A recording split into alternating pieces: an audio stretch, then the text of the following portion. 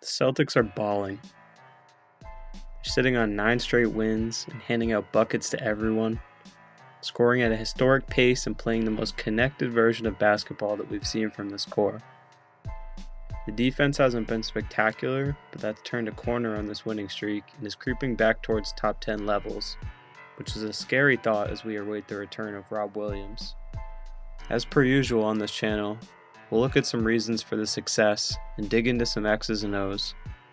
Let's ride. Celtics' offensive success in the past lived and died on the backs of Jaylen Brown and Jason Tatum. While they continued to do a wonderful job leading the attack, the rest of the team has shown they can pick up the slack on an off-shooting night or straight up just ball alongside the star duo. That's a refreshing thought with the lack of shot making this team has featured in the past. Marcus Smart has been one player to really elevate his play during the streak. His combination of on-ball scoring and playmaking is arguably the best we've seen from him, as he's posted averages of 12 points, 3 rebounds, and 8 assists over his last 7 games, with averages of 49.3% from the field and 39% from 3 on 4.4 attempts per game. He's playing composed and operating with a ton of confidence. That's not unusual for Marcus, but it's a more refined confidence, where he's picking the perfect moments to control the flow rather than launching heat checks like a weatherman. In Smart's 2-game absence, Derek White has given the Celtics a necessary boost, with a 16-point, 10-assist game against the Hawks, followed by arguably his best game as a Celtic, with 26 points, 2 steals, and 2 blocks against the Pelicans. Through the 9-game winning streak, White has averages of 12 points, 3 rebounds, and 4 assists, with shooting splits of 49, 47, and 94. In a previous video, I discussed the impact a confident D. White would have on this squad, and we've definitely seen it thus far. He looks great on and off the ball, and while the passing is awesome, he hasn't been too unselfish. Grant Williams, is in the same boat. Excellent production, 10 points, 5 rebounds, 2 assists per game during this streak on 55, 43, 85 splits. He's also fulfilling my offseason hopes for an expanded on-ball game. We've seen him attack closeouts with ease and even show some comfort shooting off the dribble with a few pull-ups and step-backs in his shot diet. Horford is playing great himself, stepping up his game defensively and drilling threes on excellent efficiency. Speaking of efficient three-point shooting, Sam Hauser and Peyton Pritchard are giving the Celtics a lift whenever they're called upon. For Pritchard, that came with the injury to Brogdon, which opened up the minutes in the backcourt, and he took advantage, scoring double figures 3 times and even swinging the game against the Thunder. Hauser has been a massive development, giving the Celtics their first real movement shooting threat and just an overall marksman from downtown. It's a big part of the story with Hauser, but the defense has been just as important.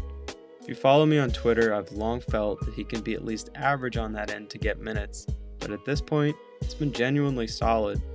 Opponents like to test him a lot, but he does a great job keeping the ball in front and at the very least forces a tough shot. It's funny, I've run through positive aspects for the majority of the Celtics rotation, and I haven't even had to touch on the Jays yet. That's exciting because, like I said before, they've been great. It's just a big deal that the rest of the roster is cooking with them. The man in charge of the recipe has added the perfect amount of seasoning. Coach Mazzulla is doing a really strong job for a rookie head coach.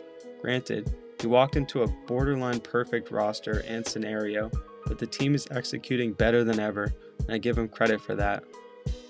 The ball is moving, and so are the players. Everyone has bought into the system, and it's made the Celtics effective and unpredictable. Promised you some X's and O's talk, so let's do it. The Celtics have a number of base actions that they like to run, but each of them has an accompanying counter, or several. The Spain pick and roll has been a welcomed addition to the nightly playbook.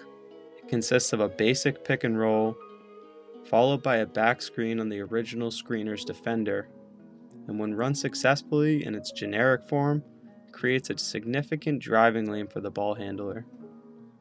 When given a slight twist, like a slip and pop from the second screener, the defense has some tough decisions to make, and you're looking at an opening somewhere.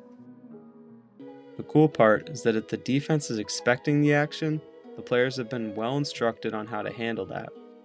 In this instance, Hartenstein anticipates that Jalen's coming to screen him and drops deeper to counter that. Jalen reads that and sprints to the wing.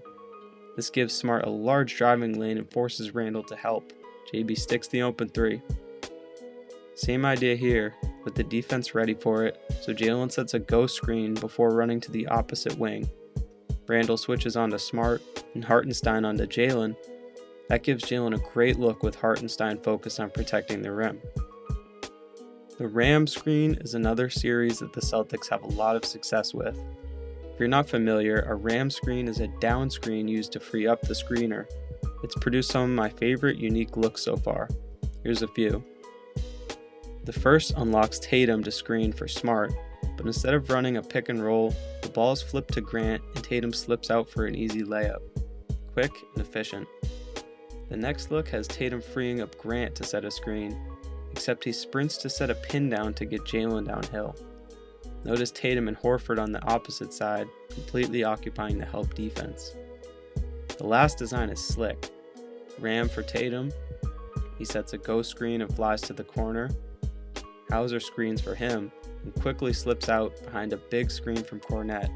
The defense cares so much about Tatum, they completely lose one of the best shooters in the league. On top of this, the Celtics continue to find the next option if their original action is shut down. Celtics attempt to run their Ram screen with Tatum slipping to the rim, as we saw in that first clip, but the Nuggets see it coming. If this happened previously, the team might clear out and play iso ball. Now they're working through other options, searching for a single crack to punish the defense. That to me is a sign of a championship offense. The building blocks were there, but this team understands the sacrifices required to win at the highest level, and they've leaned into an unselfish brand of hoops that propelled them to the best record in basketball. It's not crazy to think there's still significant room to grow on top of that. I could talk about this team all day, but I'll close out the video there. Thanks for watching, drop a like if you enjoyed it, and I'll catch you in the next one.